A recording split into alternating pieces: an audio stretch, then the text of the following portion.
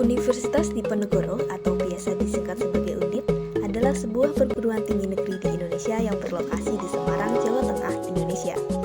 Saat ini, UNDIP telah memiliki 13 fakultas dengan kampus utama yang terletak di daerah Tembalang.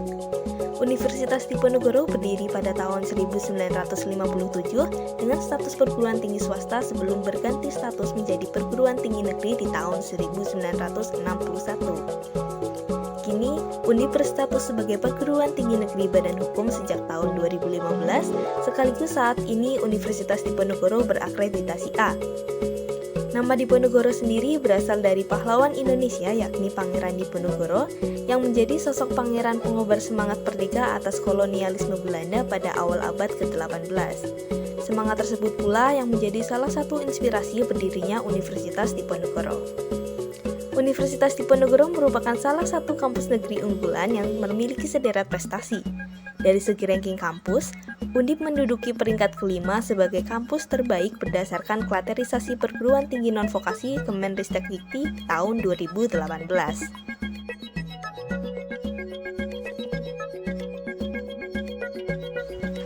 Pada tahun 2021, Universitas Diponegoro kembali melaksanakan kegiatan kuliah kerja nyata yang berbeda dengan KKN biasanya dikarenakan pandemi COVID-19. KKN pulang kampung ialah istilah yang digunakan pada pelaksanaan KKN reguler kali ini, di mana mahasiswa melaksanakan kegiatan KKN berdasarkan domisili atau tempat tinggal saat ini dengan tujuan dapat mengurangi mobilisasi. Meskipun demikian, pelaksanaan KKN pulang kampung bukanlah menjadi penghalang untuk terus mengabdi kepada masyarakat. Tim 2P KKN UNDIP berupaya memaksimalkan kegiatan KKN Universitas Diponegoro Tim 2 ini dengan mengusung tema Sinergi Perguruan Tinggi dengan Masyarakat di Masa Pandemi COVID-19 berbasis pada tujuan pembangunan berkelanjutan SDGs melalui kegiatan kuliah kerja nyata, di mana mahasiswa secara individu diwajibkan untuk melaksanakan dua kegiatan yang dirancang menjadi bentuk program kerja, yaitu kegiatan pencegahan pencemaran COVID-19 dan kegiatan pemberdayaan masyarakat berkaitan dengan Sustainable Development Goal sesuai dengan disiplin ilmu masing-masing. Sebanyak 4.830 mahasiswa Universitas Diponegoro diterjunkan untuk melaksanakan KKN di 28 provinsi, dari Aceh hingga Papua Barat yang tersebar pada 170 kabupaten kota selama 43 hari dimulai sejak tanggal 30 Juni hingga 12 Agustus 2021.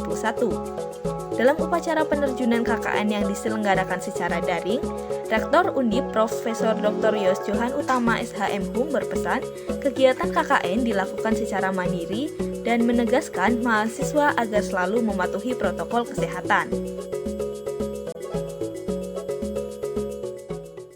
Saudara-saudara sekalian, untuk berhati-hati betul, laksanakan tugas, protokol kesehatan ikuti, udahlah manut saja, tidak usah kemaki, jangan merasa bahwa Anda pintar sendiri, masih ada langit di atas langit Anda. Ya.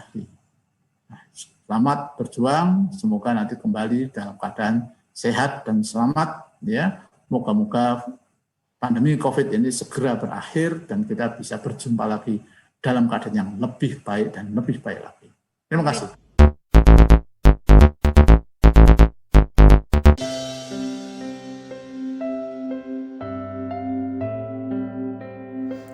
Desa Dermaji merupakan salah satu dari 10 desa yang terletak di Kecamatan Lumbir, Kabupaten Banyumas, Provinsi Jawa Tengah.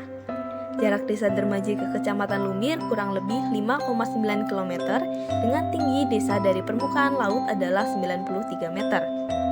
Desa Dermaji terbagi menjadi 2 dusun, 7 rukun warga atau RW, dan 41 rukun tetangga atau RT, dengan kepala desa saat ini adalah Bapak Bayu Setio Nugroho. Desa Dermaji memiliki luas wilayah sebesar 1.325,72 hektar dengan batas-batas wilayahnya sebagai berikut. Sebelah barat berbatasan dengan Kabupaten Cilacap, sebelah timur dan utara berbatasan dengan Kecamatan Gumelar, sedangkan sebelah selatan berbatasan dengan Desa Lumbir dan Desa Kedung Gede. Berdasarkan data Kecamatan Lumbir dalam angka 2020, Desa Dermaji memiliki jumlah penduduk sebanyak 6.001 jiwa, di mana 3.040 jiwa penduduk laki-laki dan 2.961 jiwa penduduk perempuan. Kepadatan penduduknya 452,56 jiwa per kilometer persegi, dan persebaran umur penduduk di Desa Dermaji merata dari anak, usia muda, dewasa, hingga lansia. Penggunaan tanah di Desa Dermaji adalah 34,22 hektar sebagai pekarangan atau bangunan, 651,24 hektar sebagai kebun, dan 0,76 hektar digunakan sebagai kolam. Potensi yang dimiliki desa diantaranya sungai yang mengalir di wilayah desa masih jernih dan melimpah untuk kegiatan irigasi. Rumah penduduk masih memiliki halaman yang luas sehingga dapat digunakan untuk berkebun, membuka usaha toko atau warung, dan sawah yang ditanami padi menjadi komoditas utama Desa Dermaji. Kondisi geografis Desa Dermaji masih memiliki banyak sawah yang menyebabkan mayoritas penduduknya berprofesi sebagai petani dan buruh tani. Selain itu, mata pencaharian masyarakat Desa Dermaji yakni buruh, peternak, dan mendirikan usaha seperti bengkel serta warung.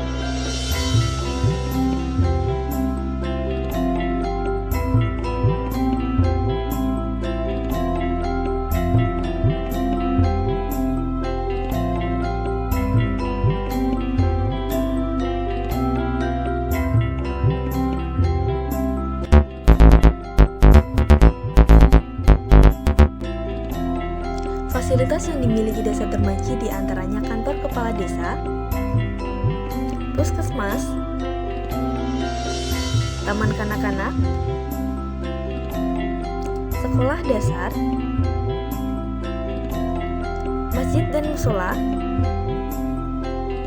lapangan voli yang biasa digunakan untuk olahraga, perpustakaan Jagat Aksara, serta Museum Desa Naladipa. Sampah merupakan salah satu masalah utama pada setiap kegiatan. Manajemen persampahan yang belum memadai seperti belum dilakukannya pemilahan, tidak ada pewadahan yang layak, dan tidak adanya fasilitas TPS mengakibatkan sampah dikelola dengan cara dibakar.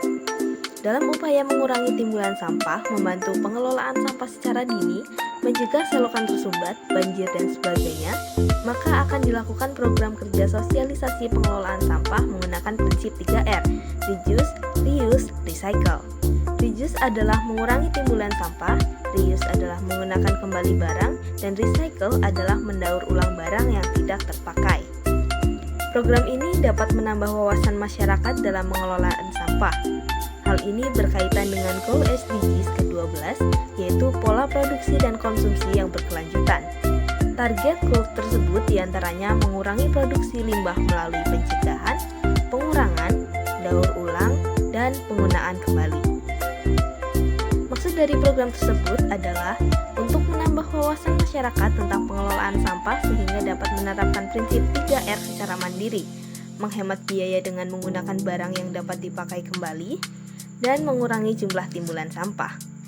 Harapannya, setelah dilaksanaan kegiatan sosialisasi tentang pengelolaan sampah prinsip 3R, masyarakat akan mulai menerapkan prinsip tersebut dari diri sendiri dengan hal sederhana pada kehidupan sehari-hari.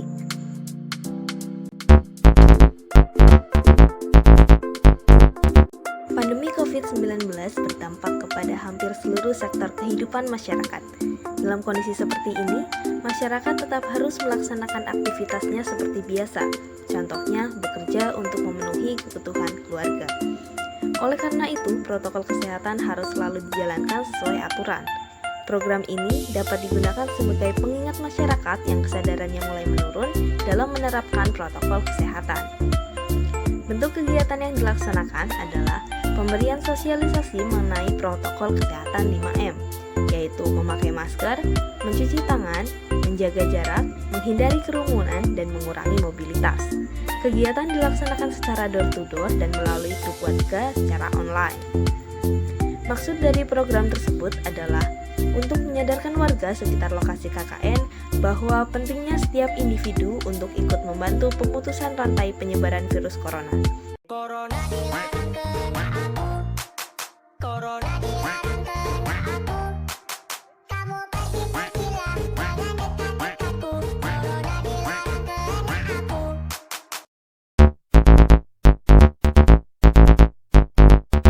Kegiatan lain yang dilakukan selama KKN adalah mengikuti Satgas dalam tracking COVID-19, melakukan perizinan, melakukan observasi, mengunjungi fasilitas desa, mengunjungi wisata desa, melakukan contoh prinsip 3R, melakukan bimbingan bersama DPL, menulis dan memberikan tempat sampah kepada desa, membuat tanaman dari botol bekas, membantu warga dalam pemasangan bendera, melakukan testimoni, dan pemberian kenang-kenangan sebagai ucapan terima kasih kepada desa.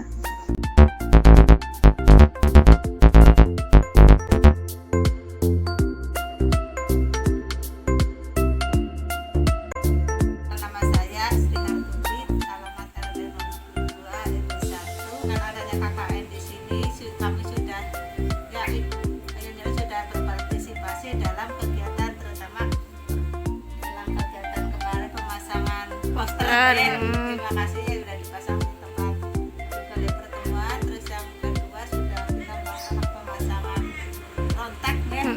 Tadi ya. Terima kasih kepada Bapak yang sudah melaksanakan kegiatannya. Semoga kegiatan ini yang baik diteruskan.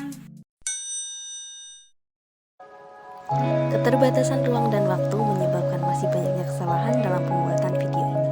Terima kasih telah menonton sampai akhir. Salam sehat, saya Devi Nurhayati. Sampai jumpa.